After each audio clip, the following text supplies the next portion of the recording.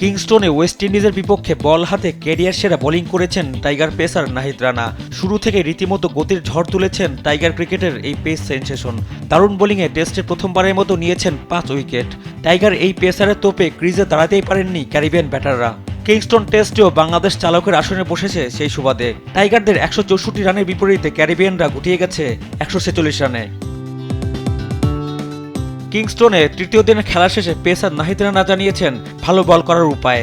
জানান এই ধরনের উইকেটে বেশি কিছু করার চেষ্টা না করে নিয়ন্ত্রিত বোলিং করাই মূল বিষয়। আমার কাছে যেটা মনে হয় যে এই উইকেটে বেশি কিছু ট্রাই না করে just line to line bowling করে এবং ব্যাটসম্যানকে রুম না দিয়ে রান ছাড়া বোলিং করলে ব্যাটসম্যানরা অনেক কিছু ট্রাই করে। তো আমি মনে করি এখানে বোলারদের অত কিছু ট্রাই না করে just line to line bowling করা, এটাই বোলারদের জন্য ভালো।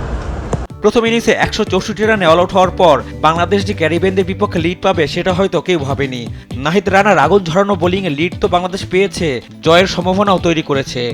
নাহিদ রানাও মনে করেন জয়ের ভালো সম্ভাবনা রয়েছে।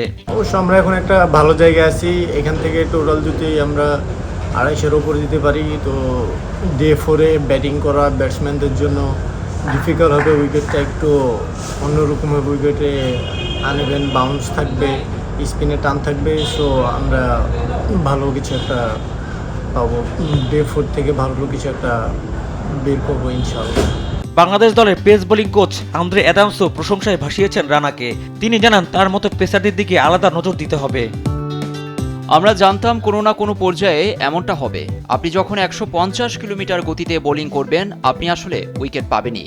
আমাদের ওকে দেখে শুনে রাখতে হবে। এই কারণেই ও প্রথম ম্যাচে খেলেনি। ভাগ্য ভালো যে ওর আশপাশে তাসকিন ও হাসানের মতো পেসার আছে যারা মাঠে ওর মনোযোগ ঠিক রাখে। ওয়েস্ট ইন্ডিজের বিপক্ষে টেস্ট সিরিজ শেষে ওয়ানডে সিরিজেও বল হাতে গতির ঝলক দেখাবেন চাপাই এক্সপ্রেস খ্যাত নাহিদ রানা। রিফাত আঞ্জুম, দেশ টিভি, স্পোর্টস ডেস্ক।